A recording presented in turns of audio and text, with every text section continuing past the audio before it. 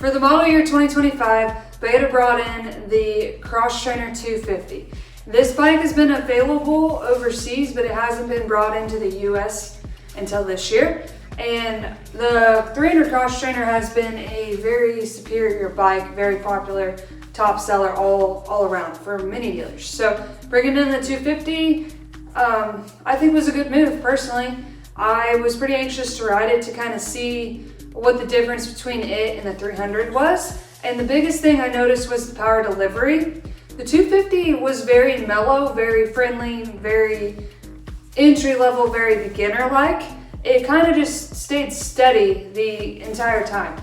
And so I feel like it's a great bike for somebody that's just now learning how to ride a dirt bike.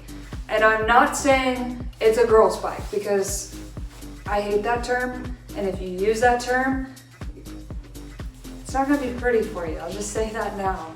We can go spin a lap together. But it's very smooth, very linear, very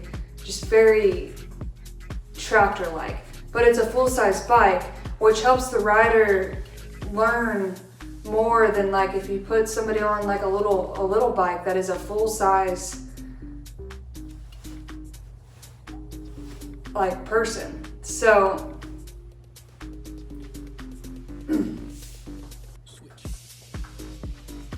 I think it's a lot better option, because whenever I was on, I started on an XR 100 and then I outgrew it, and I thought I outgrew it to a TTR 125. Don't ask me, I just wanted a blue bike, I think, so I could match my truck blue and pink. But moving up to a full-size bike from a little bike was hard. Very, very, very hard, because I developed these skills.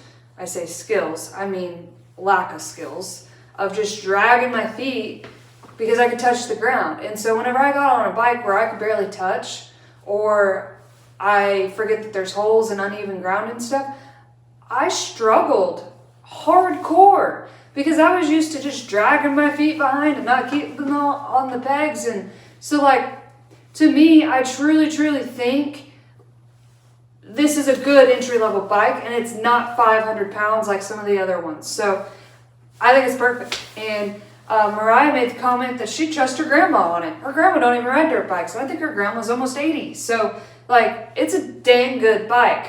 And the only big thing I noticed, and it was because it was how I was riding it didn't like being in the wrong gear. It was hard to get the power to work back up. So, but that was on me. That was me trying to ride it like how I ride the 300 Xtrainer kind of thing. And the suspension felt good to me for like low speed, technical type riding. It's perfect. It's still like a tractor. You can still park it on the side of the hill and keep on tractoring right up. You know, it's a dang good bike. And we got one on the floor, so I'm happy to sell it to you. I can give more insight, more info about it, but like I said, I think it's the perfect learning bike for somebody, a full-size human. Like, it's freaking awesome. So, yeah. All right, so when we got back from our Alp ride, we actually got to start testing the whole range of all the bikes that we had for demo day. I tried to take all of my bikes in succession, so I started with the Xtrainer 250 and kind of made my way up. So to talk a little bit about the Xtrainer 250, it is a new model for this year. It is extremely comparable to the 300, but I do feel like it does absolutely nothing unpredictable. Not that the 300 does, but the 300 definitely is a little bit more grunty on hills and like a little bit more zing to it, like at the top of the power band, I guess, if you want to say. The 250 was very comfortable and safe, and like, I feel like I could put almost anybody who's never rode a dirt bike on it, or even somebody that is like a good rider could go do some very technical trail on it, being super low to the ground and all of that. But I was actually really impressed with the Xtrainer 250. Like, it was more than I expected, more comfortable than I expected it to be.